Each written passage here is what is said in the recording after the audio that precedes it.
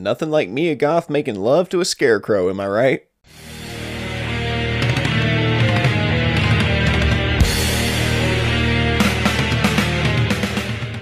Pearl. So Pearl is a new horror slasher once again directed by Ty West, and is the long-awaited prequel to X, which came out back in March, I believe? And reprising her role from X is of course Mia Goth. I honestly did not know that was her in a bunch of old lady makeup.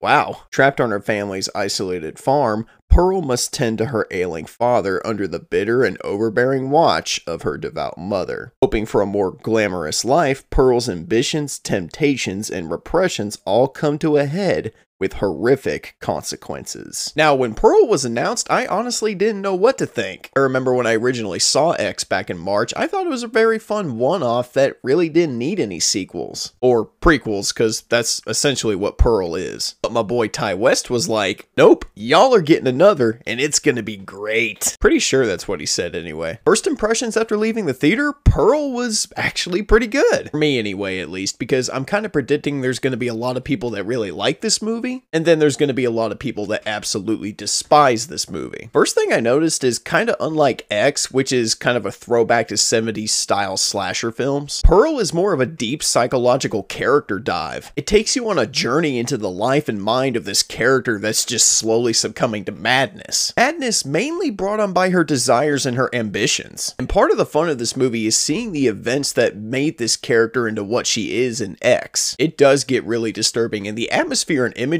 just leaves you with this overwhelming feeling of dread. You're watching this movie and biting your nails because eventually you know that this chick is going to snap. It's just a matter of when and what is going to finally break the camel's back. And dude, Mia Goth is sensational in this role. Like dude, she is quickly turning into one of my favorite actresses working in the business. She plays a very damaged character in this movie, and her performance is just fascinating. Because she plays Pearl with a certain vulnerability, but she also has a very sinister demeanor about her. I've never seen a movie where I've sympathized with a character so much, but at the same time, I'm just very disturbed by them. And you really do feel for Pearl because of her situation. She has an abusive mother, and she's constantly taking care of her sickly father. And when she talks about her dreams and her ambitions about being a dancer, it does humanize her. But it's also very clear that she's willing to go to very extreme lengths to get what she wants. And when she doesn't get what she wants, that's when she becomes dangerous. Just because I said she's sympathetic, that doesn't mean she's a good person. They basically just allude to the fact that she's ultimately a bad seed. And I love how the film plays up this obsession versus dream narrative. If I know anything, obsessions will drive you mad, and that's exactly what happens here. I doubt that this role was very easy for Mia Goth, because not only does she have to play a character that's just really psychotic to the core, but she also has the difficult task of making you side with and feel for this character. Not to mention doing all of that without it being cringy and over the top. And dude, she pulled it off perfectly. Crushed it, in fact. This movie is also just very pretty. X was just dark and brooding, while this movie is just colorful and lifeful. In a way, I kind of think that makes it more disturbing. Things can be just as messed up and scary in a pretty setting just as they can in a dark and brooding setting. I like that, and I thought that really brought something fresh and exciting to this movie. And the costumes and set design are so on point as well. Almost to the point where you feel like you're in a different time. The cinematography for Pearl is unique in a way where it feels like you're watching an old-timey film. The camera's very still and doesn't move around a lot, but when it does move around, it kind of moves with the rhythm and movements of the characters. Now, this being a slasher, you're probably wondering, how are the kills in this movie? Hate to disappoint people, but bodies in this movie really don't start dropping until the beginning of the third act. And even then, a lot of the kills in this movie ain't that unique or brutal like they were in X. That's really one of my only gripes about this film, other than the fact that there were moments in this movie where it did kind of drag on for me. And I get that they have a story that they want to tell, and they want to set up Pearl as this sympathetic character that you can get behind. But it takes so damn long for anything major to happen. I ended up checking my watch quite a bit. Now here's the real question, does this movie make X better? I would say yes. It provides a lot of context and background to a character that we really didn't know that much about to begin with. So if you watch X after this knowing what you know now, it does add more gravity and weight to X. But this being a prequel, we kinda already know where Pearl ends up eventually, so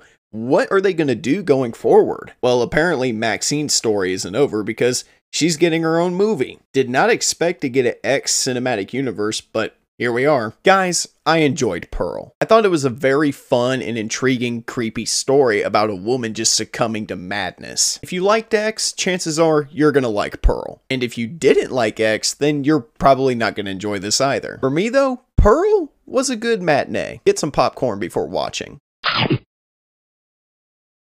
Alright, thank you guys so much for watching. Drop a like, leave a comment, and subscribe if you're new to the channel. I'm sorry if it took me a while to get to this movie and get this review out. I've been dealing with a lot of shit this past week, so once again, just kind of bear with me. I do have my review for The Woman King coming next after this, and then tomorrow I have a screening for Don't Worry Darling, so keep an eye out for that review over the next few days. But anyway, once again, thank you guys so much for watching. Drop a like, leave a comment, and subscribe if you're new to the channel. And as always, I'm the Unbiased Movie Nerd. I'm saying peace, and I'll see you guys in the next review. Peace out, everybody.